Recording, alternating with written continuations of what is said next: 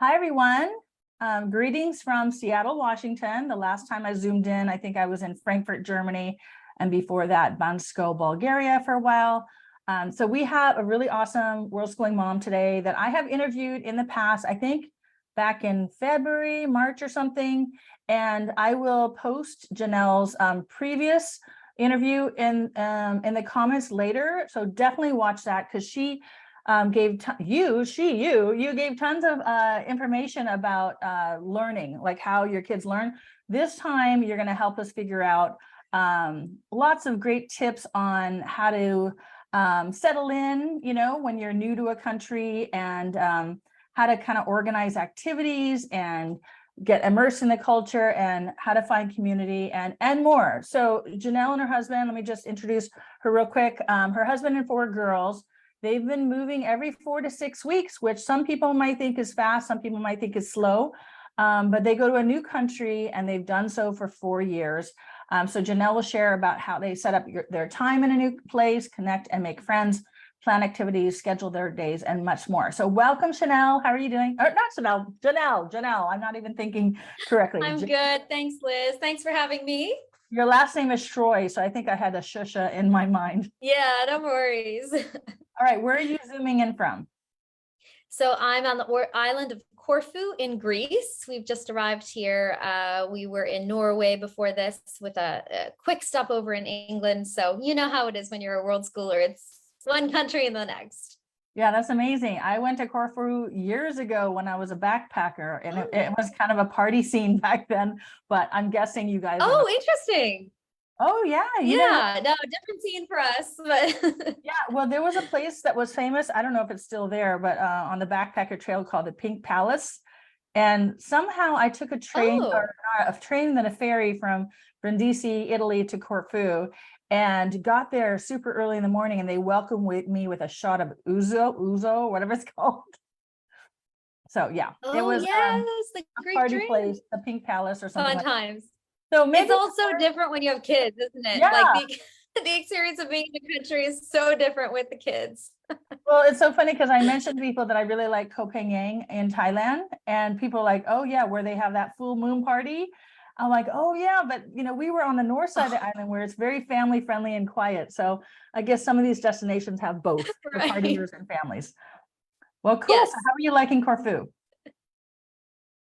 Yeah, good. We've just been here a couple of days. So we're just we've just completed this process, or we're in the middle of the process of settling in for about a month. And so it's great timing because I was just in the car with kids coming back from the beach today. And I said, what do we do as we settle in? And you tell me from your perspective. So we've just done a whole little, discussion with the little ones about it. Oh, good. I'm so glad your kids are getting involved with your presentations, your live streams. I'm trying to do that with my girls. So let's give a quick background of your family, where you're from, and how long you've been traveling, and we'll get more into the questions in a second. But and I asked you a bunch of questions from the previous interview, which I mentioned. I'll put the link in the comment soon. But give us a refresher. Yeah, sure. So I'm an American, originally from everywhere in the US, never lived anywhere more than 4 years. So not military family, but just entrepreneurial and kind of all over the place. And then when I got married, I was living in Washington, D.C., and my husband and I ended up starting a nonprofit and moving to South Africa, where our 4 kids were born. So our world schooling journey began as an expat living in another country, far, far away from everyone we knew. And so our oldest one is now 13, almost 13. And then our second one is 11, and a daughter who's 9 and a daughter who's 6. So all girls. And so we spent 10 years in South Africa. Then we moved to California for a year. And then we decided to start full-time traveling as a family. We started a YouTube channel, which has gone really well. We now have a second one. And so, as you said, we're moving every 4 to 6 weeks. This year, it's about a month in each country. And we do a range of things, educational things and entrepreneurial things as we're in those countries. So yeah, that's us in a nutshell. Awesome. And so hopefully later on you can put in your YouTube channel, your website, you have a blog, all of that stuff, your TV channel. Yeah, you have tons of information to share, and you've again been living this lifestyle for a while. Let's talk about how do you choose where you want to go next? Because you guys have been to many, many countries. I mean, my girls and I think we've been to about 20 countries in almost 7 years, and some of them repeatedly. So I did hear of this Danish family. I don't know exactly how many people, but there's like 2 teenage girls, and they've already been to every country on earth. And I want to track them down and interview them. Yeah, we don't have that goal, but that's cool. No. You guys have been to a lot of countries. So how many are you at right now? Yeah. So my husband about 60, me close to that, and the girls have been to about 36. So when we started traveling, we said, just as a fun idea, we kind of, threw a number at the wall and said 50 countries would be fun to go to as a family, but without a time frame. So we didn't know if that was going to take a couple years or 10 years, no idea. And so we played around with the timing of things and really figured out that the best rhythm for us is this 4 to 6 weeks in each place. It's enough to kind of settle in and get to know people, but it's not so much that you just kind of stop learning, So for us, it's just been a really good fit. And you feel so as far as your main goal is to learn while you're traveling. Yes, absolutely. So for us, it is an educational experience. I mean, it's a lifestyle, obviously, but we really care deeply about educating our kids very intentionally. And of course, that could take lots of different forms. I definitely consider myself a world schooler. I probably wouldn't identify as a purist, as an unschooler. I think I'm kind of in the middle, leaning a little bit more toward what some people might term homeschooling, but it's definitely, there's a range of subjects that we explore, but all of it is very, it's very loose in the sense that we don't sit down and do 20 minutes of this and 20 minutes of that every day like a homeschooler would. So, but the purpose of our travel is to educate the 4 girls as their primary means of education. Awesome. Exactly. Yeah. And there's many different ways to world school. I have a video. If you guys are watching, you haven't asked me for this yet. I think it's just trailblazingfamilies.com. I finally have a website and you can ask. Yay, Liz! Yeah, I finally put together a bunch of stuff. I have a masterclass as well about how to get started into world schooling. That's free. And the resource, the top 6 ways to world school, you can get it at trailblazingfamilies.com. And I think a lot of people do eventually kind of combine world schooling with unschooling, but others, like you said, what you do, you're more involved, which is more parent-led learning, homeschooling. Well, not homeschooling, but, parent-led learning. And then you can enroll in local schools, you can attend world school hubs, you can hire online or in-person tutors, get nannies, teachers. There's a bunch of different ways to do it. So check out those resources. But so I think it's awesome the way you do it, because you're kind of doing, it's eclectic, your kids they range from 6 to 13. So I'm guessing your 13-year-old might have a little bit more freedom in what she wants to learn. Yes, but you're really suggesting. No, they all have tons of freedom in what they learn. I mean, we all work together as a family to figure that out. There are some things that we focus on in every country that we go to, things like geography and language, culture, history, politics, art, music, but a lot of it is just happening naturally. It's not subject, it's not work. We don't carry any workbooks, there's no tests, there's no exams, there's no lessons per se. We just use a range of online tools and a whole lot of experiences. Awesome. So back to my question earlier, how do you choose where you want to go next? Okay, so let's take this year, for example. So this year we started a new TV show called Journey into Wild, and it really is about the biomes of the world and the different environments in different parts of the world. So the way that we chose where we were going to go was I was looking at it from a perspective of, I want to have an Arctic tundra, an African savanna, a rainforest, a cloud forest, this kind of jungle, and that, I'm looking for that range. And so as I was mapping it out, I always look at the seasons, because we are warm climate kind of people. We really don't like being cold. And so that drives a lot of where we go at what time of year. And then I look on Google Flights and I try to understand where the flights are connecting from one place to possible 4 or 5 different countries, and see where it looks like at that particular time of year the flights are reasonable, because they're times 6 in our case. And then we're looking at things like holidays, you know, and festivals, what's happening in those countries, and does there happen to coincide? For example, we were just in Norway for the International Music Festival, which is happening in Bergen, and music is a big part of our family's life and education. And so that was really important to us to be able to be in Bergen on that particular week, to be able to be a part of that. So all those things are factors. We also, because of our show and the way that we interview people and the way that we capture information from our story perspective as our family history, but also presenting to the world, we're looking for people that we can connect with. We look for a chef, an animal experience.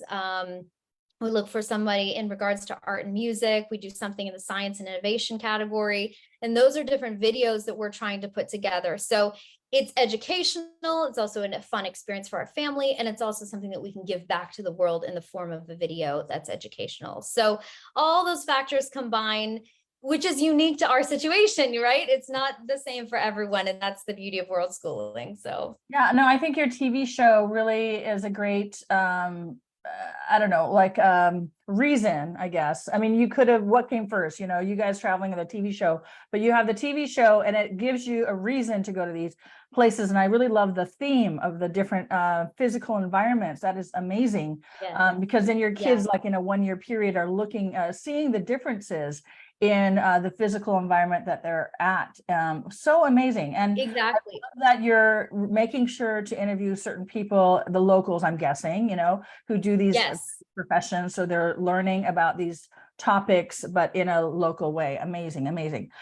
So it seems like a lot of details that you have to kind of juggle. I mean, how do you, are you really organizing your brain, or do you write it out? You map it out? I mean, because I use a lot of Yeah, I mean, you know, for me, it's a joy. It really is. I find I usually map out a year in a day. So it's me sitting at a coffee shop with a big latte, and, you know, it's me just like I've got my tabs open. I've got Google Flights and international festivals, and I'm looking at, you know, all the, like I said, the biomes in this case, and thinking about all these different things. And I'm just switching back and forth between all of them. I've got a Google Pages open, and I'm just tracking everything that I'm learning. And in the end, it comes down to I've got more ideas than I need, and I can then come down and kind of bring it together and decide which one. So this year, the itinerary, we did the Sahara Desert in Morocco for the first month, and we did the Egypt, the Nile River. Then we went to South Africa and we did the African savanna. Then we went to Norway. We did all the fjords of Norway all the way up to the Arctic Circle, spent some time in the Arctic Circle, jumped over to Sweden, worked our way back down, went to the UK for a couple of weeks to do some things not related to this show, but to another one. And then now we're in Corfu. But the reason we're in Greece is because we were planning on going to the Galapagos Islands in Ecuador, which is now currently having conflict and issues. And so we decided to replace the previously planned Galapagos with the Greek islands. So sometimes that happens, right? It's just like you can't figure it all out and think it's all going to go according to plan. But that's fine. And then we'll head to the Amazon jungle in Brazil, and then up to Costa Rica. Then we'll do Alaska, Hawaii, New Zealand, and Australia. So that's our year, our biome map, if you will. Amazing. I didn't count them all. So 12 different locations? About 12, yeah. Mm-hmm. Okay. And do you book flights all at once, or just along? Never. We only ever book one-way flights, and usually the day before we fly. So how do you do that where it's not so expensive? Yeah. No, actually, it's been amazing for us. We wait, we're risk takers. We enjoy the waiting, and sometimes it comes out to bite us, you know, but we never fly for expensive flights. We can't, and we don't. And so we wait and we make plans, and if it falls through, we make another plan.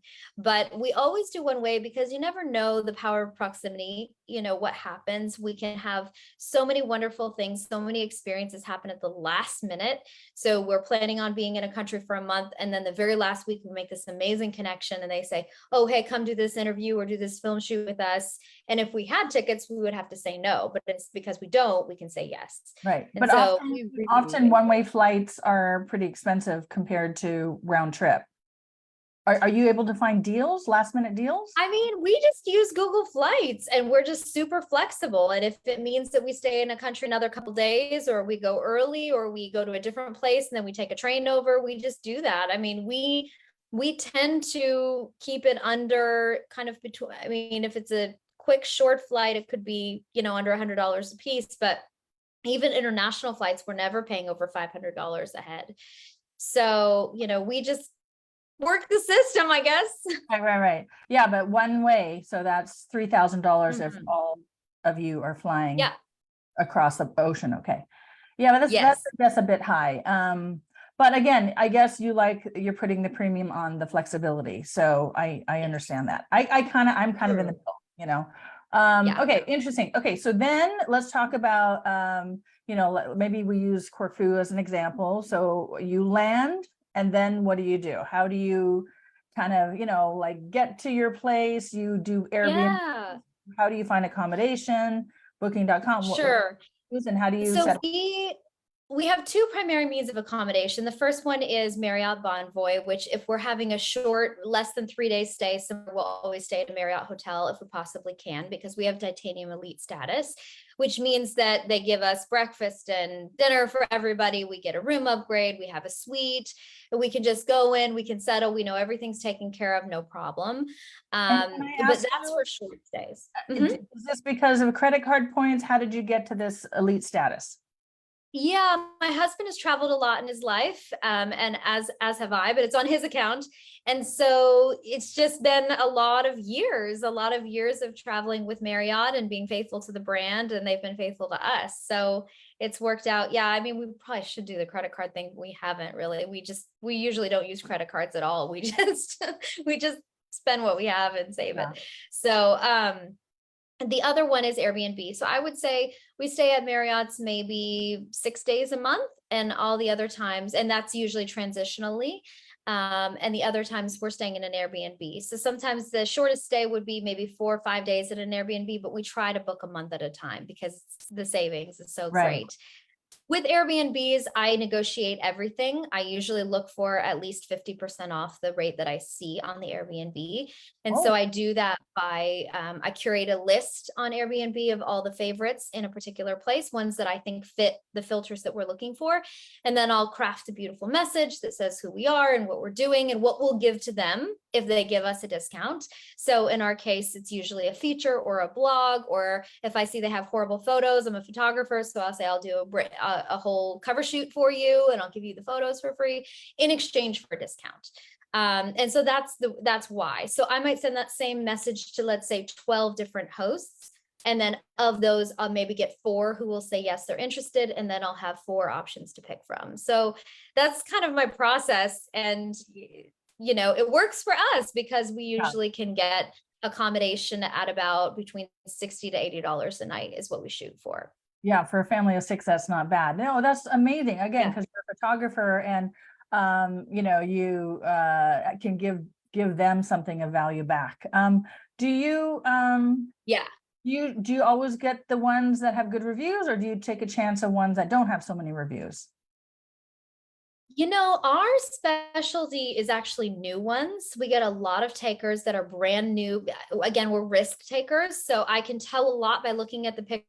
I can easily identify if it's it's a fraud or something. I'll ask the host a number of questions if it doesn't already have a review, but I look for the little star that says new, because I know that they need a great review. And I'll say, I'm a professional writer. Like, I'll write you a killer review. That might be my offer if it's a new one. I'll give you photos, I'll give you a review, because what is it? An hour of my time in exchange for a month of accommodation at a discounted rate.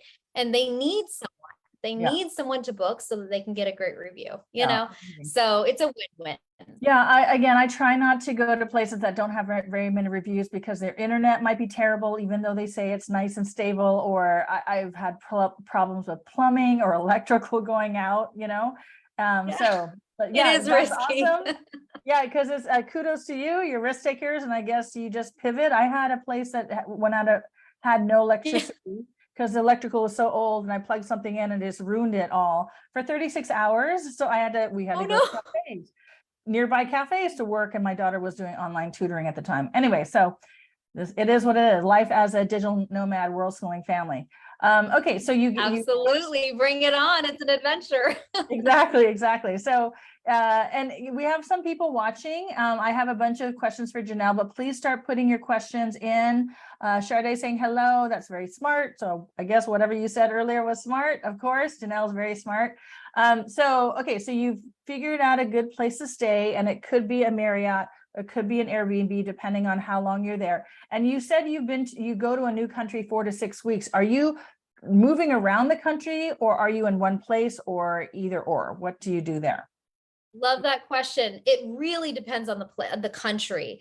So in the case of Morocco, for example, we decided not to move around the country very much. We based ourselves in Marrakesh, and then we just did road trips, day trips, or a weekend here and there, but we had all our things in one apartment outside of Marrakesh, and that was it for the month. And that worked really well. But then in the case of let's say South Africa, we were in Cape Town for a while, but then we wanted to road trip down the coast over to Otto Elephant Park, up to Johannesburg and back to Cape Town, because we used to live there. So we know a lot of people, and we had a lot to see, and we had a lot of film shoots, a lot of people coming to us, asking us to feature them. And so we needed to move around. Right. So what we do in that case is usually what we call a 4x4, which is 4 different locations within the country, 1 week at a time. So 4 different bookings of accommodation, kind of in a string or in a loop, so that we can go to different places, and then we can do the day trips out from those radiuses. Okay. Does that make sense? Yes, it does make sense. So I guess it depends on where you're going. Yeah. Car rentals, it sounds like you're driving a lot. Sometimes. In Norway, we sure did, because we wanted to see the fjords, and we didn't want to do a cruise. We wanted to be able to go and do, see things inland as well. And so it was a ton of driving. It's a huge country. You can drive for literally days and not even get from one end to the other. So in that case, it was rare, but we did about every 5 days we were moving, which was a lot. But our luggage is limited. So we only have 1 checked bag. Each of the girls have a small carry-on suitcase and a backpack. And so we're able to get all of that into a normal size car. They're little girls, so they sit 4 in a back seat, so we're not renting a minivan. We don't do a caravan. We're doing a normal size car with a good trunk space, and that can fit all of our luggage to go anywhere. What about seatbelts? Because there's usually only 3 in the back. They double buckle. Okay. That means they just buckle 2 people in one. Okay, interesting. Okay, we won't promote that, but yeah, that's what we do. No, I mean, I've posted that a lot of countries, kids don't use car seats at all, and they do have these car seats that are like more booster seats. I mean, if you have a little one, I recommend definitely bring a car seat, the ones that snap into a stroller, so it's multi. Totally. I mean, our oldest is almost 7, so it's they have those kind of inflatable booster seats, and there's also booster seats that also double as a backpack. The kid, and they sit on it. Totally. And then you strap it to the seat belts or whatever. Okay, so let's just say I just wanted to mention one other hack, if I may. Sure. And that is that sometimes we'll get to a country and we're going to do a big road trip like we did in Norway. So we'll book a Marriott for the first night like we did in Oslo. We repack all of our bags, so we know we're going to do a 3-week loop back to Oslo. And so we repack our bags, and then we take a couple of our suitcases. So we have 1 big suitcase, and then we'll take like maybe 1 or 2 of the girls, and we'll leave them all at the Marriott with the concierge. So we just say we're going on a road trip. So we make a secondary booking for when we're coming back. So 1 night at the beginning, 1 night at the end, and we say, can we leave our stuff here? We're coming back. Always the answer is yes. Smart. So that just saves us on how much stuff we have to put into a car, and we know it's safe. Right. Yeah. I have stuff stored at a friend's house in France and in Bansko, Bulgaria, in a basement, because I go back. Wonderful. Okay, so let's just say that you just arrived in Corfu, and then what do you have, like a routine of how you settle in, like first days? Yes. To explore. 100%. So I have girls who are, I don't know, sensitive, girly, whatever you might call it. So I'm not speaking from the perspective of tiny, tiny toddlers and babies anymore. And I'm not talking about teenagers. I have 1 who's just about to be a teenager. So I've got this in between kind of elementary, middle school age kids. Okay. So what I'm going to explain is what we do when we arrive at the house. So you can imagine the airport process and all that stuff. Most people will have familiarity with what happens at an airport. We don't get a SIM card at the airport because it's more expensive. We always do it somewhere else outside of the airport. So we just download the directions, from Google Maps to get to our accommodation, and then we sort out the SIM card issue later. So once we get to our home, let's say that we're going to an Airbnb like we're in now in Corfu. I do have a husband who's a germaphobic, self-proclaimed. Yeah. And I have to say that though I made fun of him for many years, we've been married for 17 years. I have been so healthy since I've been married to him because we care about germs. And as full-time travelers, it does matter. So the first thing we do when we go into a house is we establish a shoe area near the entrance, and the shoes and all the germs that we picked up in our international travel do not come into our accommodation.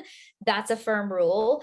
My immediate thing as a mom is to make things get the germs off of everyone in my family. So I unpack our toiletries, go gather all the towels. We all go one after the other into the shower. We don't sit on beds, nothing until we've all been cleaned from head to toe.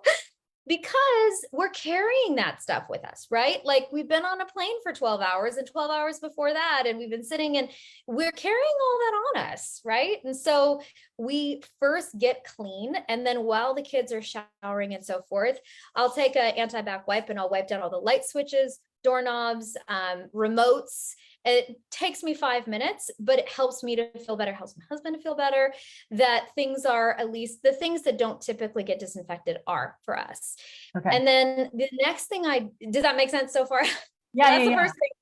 Step one, manage the germs. Step two, I go into creating a sense of comfort and familiarity within the home. So before the kids even get out of the shower, I've unpacked their comfort items. So they all have a cozy blanket.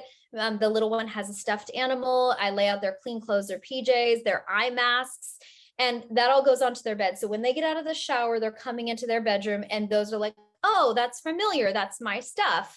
They can get cozy and clean, and they're all, we've now expanded everything by this big international travel. Then we're contracting by coming into a warm, safe, comfortable space. And the way that I do that is by making sure that they can see the things very quickly that feel familiar to them.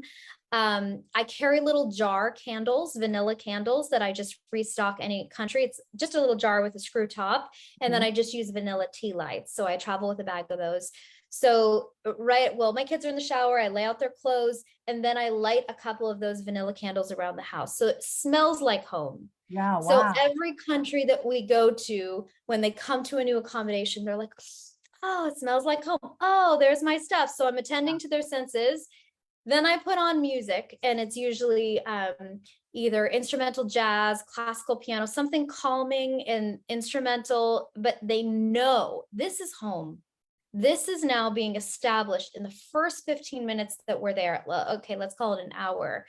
The smell, the sound, my stuff. Then we carry a light projector, which projects light up onto their ceiling. It's like a aurora borealis kind of thing. So when they lay down to go to sleep at night and they look up at the ceiling, it's always the same. Wow. No matter where we are in the world. How heavy is that light projector? It's like this big, and it just plugs into a USB into the laptop or into a USB. Okay. So they also make little ones that clip onto a laptop, like a little reading lamp kind of thing. I'm telling you, for my kids, it has been the best investment. Awesome. Because you know what I mean? If you think about it, you're a kid and you lay down, you look up, and it's always different. And what is that? And is that a spider? But they don't care. They just look at the projector and the beautiful lights, and they're like, I'm home. And then we have a welcome ritual where we make mint tea. So we're tending to the senses. So the sight, the smell, the taste, the feel. And so we sit down together after everyone's showered and we're all cozy. We sit down together, we drink a cup of mint tea, and we say, how are you? How are you feeling? And it's kind of this moment where we come together. We're like, we did it. We're here. And so that's my routine. That is about an hour, and it creates comfort and familiarity within our home. Nice. And do you feel if you didn't have that, your kids might melt down a little bit more? They might feel anxious, or maybe, I don't know. We've kind of done it from the beginning. Okay. Well, we've done it for 4 years. So I don't know. I should try one time. No, I'm just wondering, like, what was the impetus of doing that? I think you're maybe the word is forward thinking. I think you anticipate things, and you mother in a way to make sure to take care of everyone's needs. And you do that also with their education needs, I've noticed, whereas some people, oh, you're proactive. That's the word. I feel like you're very proactive in setting up things versus maybe some other people are more reactive. Like there's some issue and then you have to find a solution to that problem. So that is awesome. Such great tips. I mean, I think for us, I feel like it's my job as a mom. It's my job to predict, not to meet all my kids' needs all the time, but to cocoon them, especially through traveling. I'm creating a sense of safety and familiarity with it, although the scenery is changing, where we are, the language, the culture, the smell, everything. But within our home has to come with us. Yeah. So those things very simply, it's so easy, but everyone has to find their own rhythm. But for us, that sense is like, oh, we're here, we're home, it's familiar, my cozy blanket, my smell, I'm going to try to do these tips a bit more for my family. I mean, they're a little bit older and they're pretty easy going, I guess, except for one of them.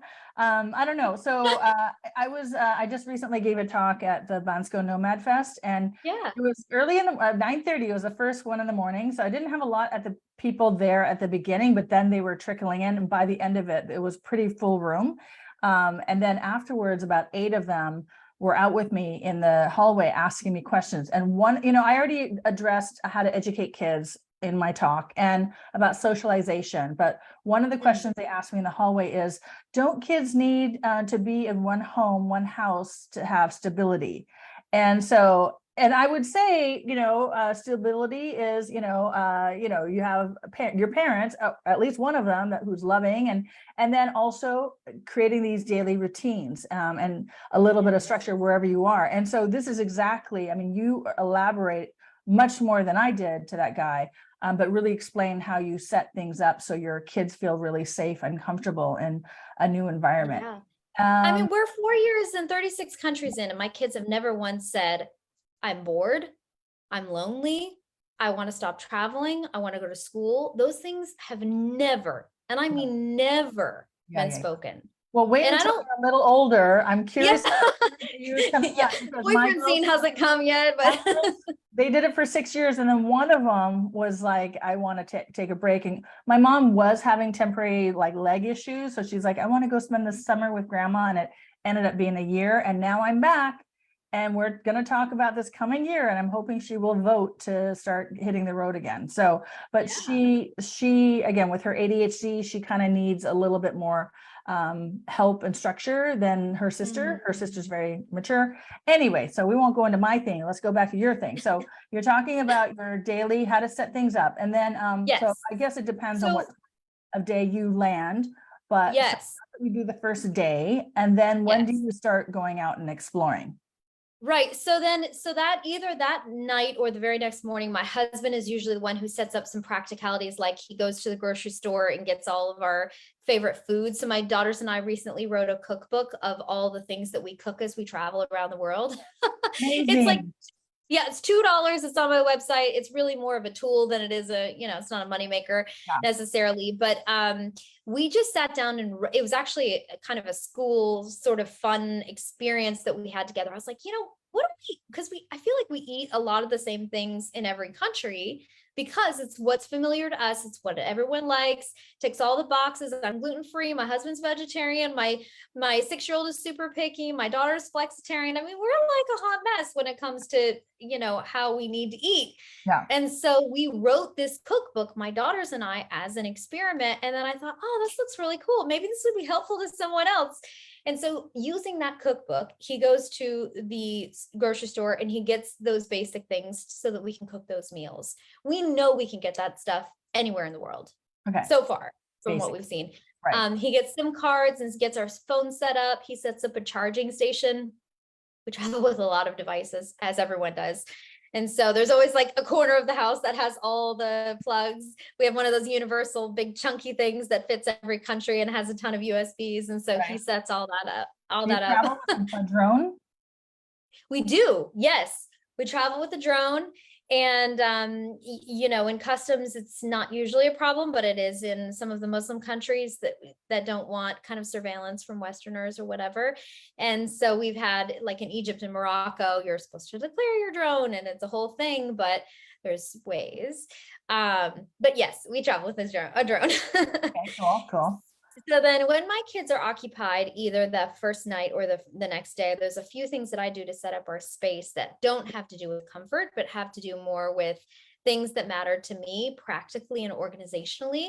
So I put away the breakable things that, you know, if they're throwing a ball or kicking off a shoe or something that could easily get broken, I just take them all and put them into a drawer or something. And then I also look around the house for anything that might be inappropriate for my kids' age. So it could be artwork that's on the wall, it could be statues, it could be books that I feel like I don't want them to get their hands on. I'll just gather all that stuff and put that into a closet in my room before they even notice it. Like in the first couple of hours we're there, I just do a run through the house. I'm like, oh, okay, a whole bunch of like, you know, sort of trashy romance novels, they're coming over here, you know, or that skanky looking picture on the wall. I'm going to take that down because we don't need that in our home. So I do all that kind of stuff very, very quickly and get that all sorted. And then I always rearrange the kitchen. So I'm a baker, I'm a cook. I love to be in the kitchen. I'm always making stuff for my family. And I hate it when I come to an Airbnb and there's just like every appliance on the counter and there's like knives everywhere and it's just messy. So I pull all the dishes and silverware out, pop it in the dishwashers to make sure it's clean for my husband. And then I reorganize the kitchen. I put things, if we're staying for a month, I'll put things where I want them, where it makes sense for me. It's probably a pain when the Airbnb comes after me, but I like to say, oh, wow, it's better organized than when we had it. That's what I hope. I hope that they feel like I'm giving them some design tips and or something like that. And then I set up a coffee station because we travel with an AeroPress, so we set all that up, coffee and tea. I always have a jug of clean water, filtered water for the kids and glasses out that we establish as the drink station because hydration is important when you travel. So those kinds of like just basic setting things up. I take care of that while he's grocery shopping and doing some cards. You know, we just know this now. This is like what we do when we get to another country. So okay. That's step 2. So on the second day we get out and we start going around the city. Before we do that, I always screenshot and airdrop to all my kids' iPads, something that I just do a quick Google search of the symbols of a country. So this might be the flag, you know, some of the colors, the different things that represent the country. And so they have a visual representation. Oh, this is what people think of when they think of France or they think of Greece or Argentina. And that's so fun. I usually do it on the airplane, actually, before we even arrive. And then we'll do on day 2, usually we do a city walk or a drive about in the area, just a small radius, you know, to get a feel for a neighborhood. And my husband will take them on what he calls a playground crawl, like a bar crawl, but playgrounds, yeah. or it could be beaches. But he wants the kids to be able to establish, this is a place where I belong. So, you know, from a parent's perspective, we're like, oh, there's a cool museum. Oh, check out that cafe. This is so cool. Look at that architecture. But the kids are looking, where can they connect with other kids? Where can they get their energy out? Where can they play? And by literally when we get all set up, it's the first thing that we put into our phone, playgrounds, like on Google Maps. Mm-hmm. And then we take them to 3 or 4 playgrounds in our vicinity. So they're like, oh, I love that and that and that. And that starts our connection point into the community. So I will spend at least an hour, sometimes 4 hours a day on a playground in every country we go to, because the kids are connecting, but I'm connecting. I'm connecting to the parents, to the people who are around. And I cannot tell you how many deep relationships we have formed from people that we have met at playgrounds or beaches. What about the language barrier if you don't speak the language and they don't speak your language?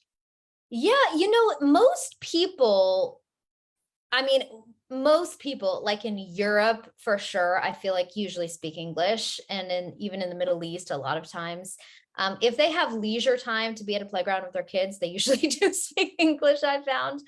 Really? We haven't done a lot of traveling in Asia though, so that's not true all over the world. Okay. But What other about than Latin that, America? Because in South yeah, America, it's not always, I mean, we're working on our Spanish, but it's not, true.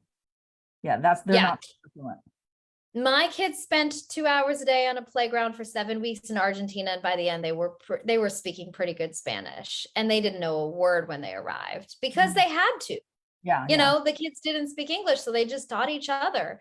And I love that. I love them just being in that uncomfortable space, asking for words, using sign language, remembering coming up to me and saying, Mom, how do I say, is that your brother? And I put it into Google Translate and they like, what is it? Okay, I got it. And then they run off and like say it to the kid in the playground. Yeah.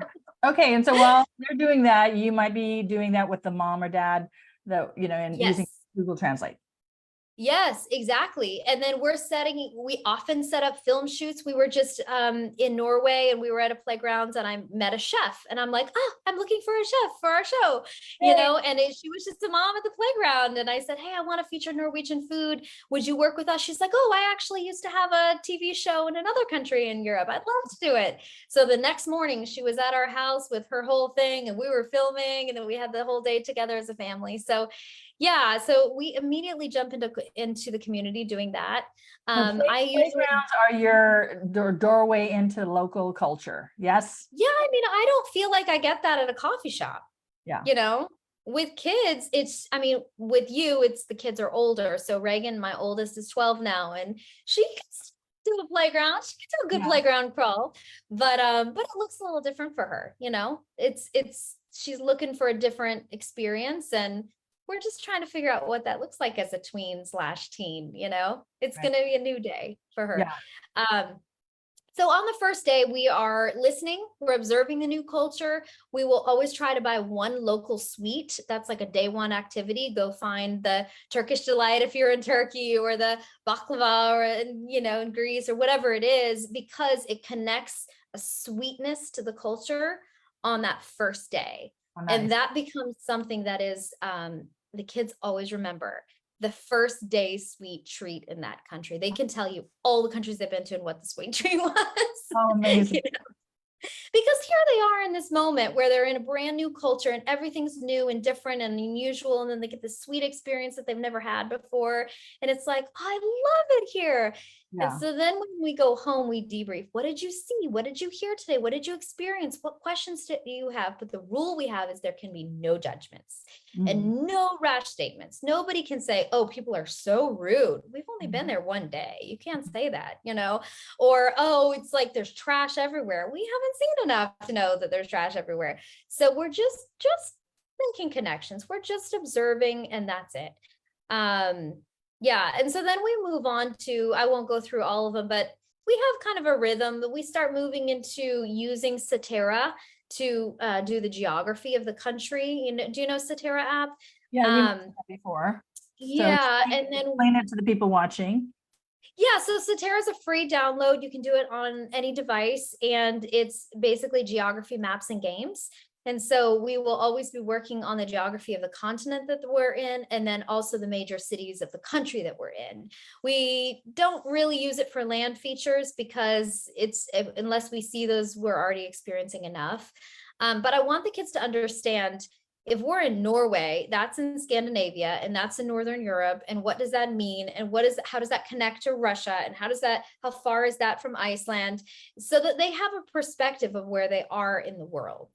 And then we'll make a simple map. So they all have sketchbooks. And so they will make a simple map of the area where we are. So after we do the playground crawl, they will put a picture of our house, and then we'll playground 1, playground 2, playground 3, and the sweet shop, and and they start to establish home by making a handwritten map in their own, age. That's awesome. Yeah. Can I ask how you deal with any culture shock? I mean, have you been to countries where the culture is very different from what you're used to? We have, but I wouldn't say culture shock. I mean, to us, I think it's my job as a mom, it's our job as parents to establish that everything is an adventure, everything is exciting, everything that's new and unusual and different is fantastic, that it's not like, oh my gosh, it's so weird. Oh, this is so unusual. Oh, I can't believe it. For us, we don't experience that. We don't experience culture shock. We experience observation. We experience, compare and contrast, like, how is Egypt similar or different than Morocco? Okay, now we're on the other end of Africa. How is South Africa different than Morocco? Hugely different, nothing alike, you know what I mean? And so we do some of that comparing and contrasting, but because this is our lifestyle, it's not like whiplash. You know what I mean? It's not like you've lived your whole life in America and then suddenly you're in China and nothing is, you can't read anything, you can't understand anything. We don't experience that because we're used to this rhythm of every, 6 weeks we're in a different country. I can't say that we struggle with it. Yeah, I don't know. Years ago, I backpacked around the world for a year, and I spent a lot of time in many, many countries in Europe, and then I went to India, and this was, in the late 90s. So it was pretty shocking for me just seeing the poverty and the cows and the cow poop and the animals out there, and then everyone staring at me. And then I had a few instances where people were trying to, con me or whatever, charge me too much. So that to me was, it's just hard for me to just go, oh, this is just the way the culture is and it's wonderful. It really frustrated me. So I don't know if you've experienced situation. For us, it could be because my kids are, they're already third culture kids. They already grew up in Africa, for the first few years of their life. And so there was always poverty, there was always crime, there was always, that was just a part of the norm. Okay. And so after South Africa, it's kind of like nothing can shock you. I don't know. Okay. I don't know. Have you guys been to India yet? We have, the kids haven't, but I think, India is a the interesting thing is I really want to go back. Even though I had culture shock, I want to go back with my kids. So I just need to set it up in a way where they feel, safe and, the culture shock is managed. And again, this was years ago. So I think maybe now it's a little bit more developed, maybe, who knows? And I think it's all about this expansion and contraction. You expand your kids' world and you give them this brand new experience, and then you have to contract, you have to debrief, you have to process. One of the things that I forgot to mention when I'm setting up the house is always set up a play space and a yoga space in our home. Yeah. And the kids do yoga every day. And I think it's so important because kids physically process. That's why they go to school and they get on a playground, or they go, they go out and have an experience and then they want to do yoga, or they want to exercise, they want to run, because their body has to process what they're processing mentally and emotionally. And so that's something that's really important, I think, for families with young kids, like under teen years, that they're establishing that place, wherever that might be, wherever country they go to, whether it's in the house, outside the house, playgrounds, yoga space, play space for little ones, immediately, so the kids have a process, to get that figured out physically. Right. Interesting. Okay. And then how do you deal with, finding community? And you're only there usually for 4 or 5, 6 weeks. Are you mostly trying to focus on meeting locals, or do you ever try to meet expats or other world schoolers? We have met a few world schoolers here and there. We don't make it a priority, only because I feel like our community is deep and rich within our family, because we've got 4 girls that are doing all this together. Also because of our shows and the way that we are doing this intentional filming, we're piecing together those different categories. That gives us an immediate access into the culture. So, we're in people's homes to do that. We're interviewing different people. And so they invite us to their families. And so we get all of that. That's all happening for us. I think it's great to meet up with world schoolers. I think the danger of too much of it and not enough cultural interaction in the country itself is that you're just surrounding yourself with people who are like you. And that isn't that kind of the point of like why you're traveling, that you want to have something new and different. So I find, a few days like a yeah, it's a balance. I think we've been to the World School pop-up hub that Rachel Carlson does. We've done that a few times. That's great because it's 4 or 5 days. you're connecting with different people. But it is a group of expats that are moving through a city together, which has its value. But it's not something that we see. We don't look to go and connect into like a long-term hub where they're going to that all day long every day.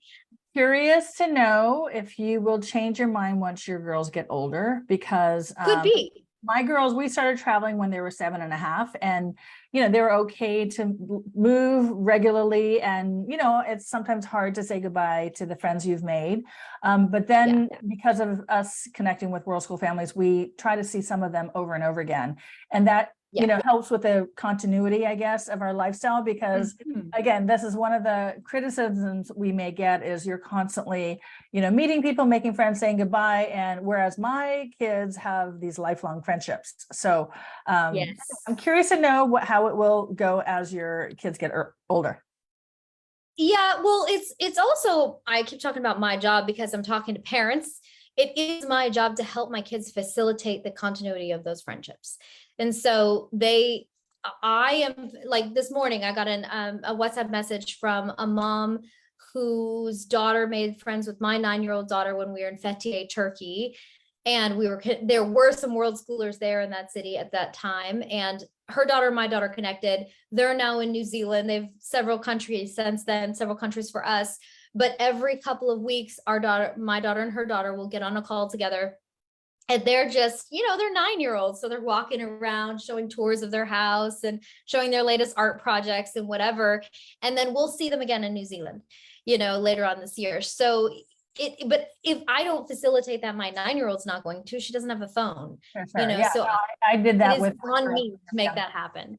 Right. And at different times we've done online, book clubs, or we'll do a study on something and we'll invite all the World Schooling kids that we know who are interested in it. So it ebbs and flows. I feel like the kids have that friendship. They've never said they're lonely. They've never said they're missing out. So I don't know. We'll see. Yeah. They change. Again, once they're teens, they become a little bit more independent and wanting to, separate themselves a little from this wonderful family that you have. But again, it's just, I guess it's genetics, or not genetics, but just like their biological urge to start, separating themselves. And it's good and healthy. Yeah, and becoming more independent. Okay, we're getting up to the hour. I was hoping to have it 45 minutes, but you're so fascinating to talk to.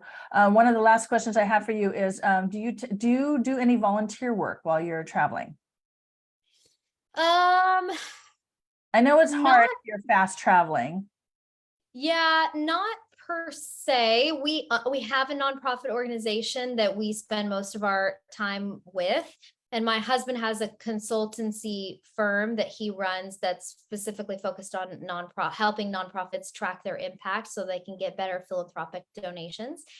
And so we're already connected to a lot of those organizations and great work. It's not, I feel that so much of helping is actually hurting after 10 years of working in South Africa with impoverished people groups. And I really firmly feel that, volunteer work can be incredible, but you better know that what you're doing is more for you than it is for those people. And that what you're doing isn't hurting. So I feel like it's a topic for another conversation, but there's a lot to talk about on that topic. Yeah. No, I agree. Pros and cons. And I have a presentation for the participants of my 12. Good. Of course, on volunteering, pros and cons, and not to come in and have this white savior or Western savior complex to go in and try to fix things, and there's good and bad. So and also how to do it with kids. So I just wanted to know if you had, and again, we do we'll volunteer with the street dogs and things like that, but we don't want to go volunteer at orphanages, because that makes poor people give up their kids to these orphanages thinking that they'll have a better life that way, which is actually not the case. It's better for them to stay with the family and us help the family improve their lives. So wonderful. So Janelle, I hope that you will come back to this chat and put in your various social media links, and because you've got a lot, and your website, your blog, and your TV show, all of that. because you have so much wonderful content that people can learn from. And any last minute comments about people who are just starting out in this lifestyle and wondering, like, what is it going to look like? I mean, you gave so many great tips about how to have the kids feel more secure and feel like they're at home, whether they're at the Marriott or at an Airbnb. Any last minute tips on how to immerse yourself in the culture and settle in? Yeah, I think, I mean, it sounds cliche to say, but you got to find what works for you, for your personality, for your values, what matters. Why are you traveling? How are you traveling? All that stuff adds up. Personalities, I mean, we make adjustments because I'm an A-type, personality. As an entrepreneur, I have the great intentionality and this sort of purpose-driven type of, that's who I am as a person. And I'm a community builder. I have a thread line through my career of building community. So that comes easily to me. So I would just say, don't compare yourself from one person to another in the world schooling community. Know who you are. Decide what you want out of your traveling experience with your kids and be true to that family dynamic so that there's not a sense of like, oh, I need to do it like Lizz, or I need to do it like Janelle. You need to do it in your own way, but be intentional, whatever that is. So take the time to sit down and map this out. What is it going to look like when you arrive? And how are you going to cocoon your children and make them feel safe and secure and make it feel like home? You can decide that for yourself. Right. Beautiful. So. Thank you so much, Janelle Schroy. You have your wealth of wisdom and information. So thanks for coming and sharing what you know and how you guys live and how you make things happen for your family. Sure thing. Thanks for having me. Always good to talk to you. Thank you. Hey, thanks for watching. I'm Lizz Quain. My twins and I have been traveling and world schooling for about 7 years, and I'm happy to share our experiences. Make sure to check out all the other videos on my channel. I have a playlist of interviews of fascinating world school families and service providers who share lots of info and wisdom about world schooling, traveling, and the digital nomad family lifestyle. If you're new to world schooling or have recently launched and are struggling because you're kind of winging it, if you need some help, I do have a super comprehensive 12-week program on how to world school and travel extensively as a family. I share lots of info on travel logistics, where to go, how to find community, how to immerse yourself into local cultures, and the variety of ways to educate your kids while traveling above and beyond homeschooling them yourself, and much, much more. Make sure to watch my free 2-hour masterclass on how to become a world schooling trailblazing family. That is a great way to learn how to get started. I'll include a link in the description with more info. Thanks and happy trails.